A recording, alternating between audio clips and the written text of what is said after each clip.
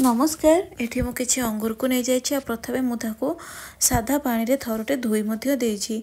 एबे सेथिरे किछि भी जो अलगा सब खदड़ जिनिस अछि ताको बाहर करनबा। आ गोटे गहरिया जगह रे मु नहीं जाइछि किछि पानी नॉर्मल पानी सेथिरे मु दे दोछि अल्प टिके खाइबा सोडा। ए सोडा को आमे भलो भाबरे सेथिरे मिक्स करदबा। तापरे से जो धोई के रखिथिले अंगूर को ताको सेथिरे बुडे के 15 मिनिट पय रखिदबा। 15 मिनिट परे ताको आमे कोन करबा ना से पानी को मु बाहर करके आ गोटे थर सफा पानी धोई देछि।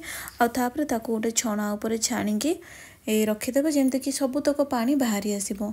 तापरे ताको फ्रिज रे रखिले एटा बहुत दिन पर्यंत 8 दिन पाखापाखी पूरा भलरे रहिबो। कवर करके आपण रखिबे। देखंतु एटा करिवार माने हैला कि सोडा पानी रे जदि आपण जो भी फल को धोउचंदी ता ऊपर जो केमिकल सब रोचे पाउडर टाइप रो से सब भलरे बाहरी आसीबो।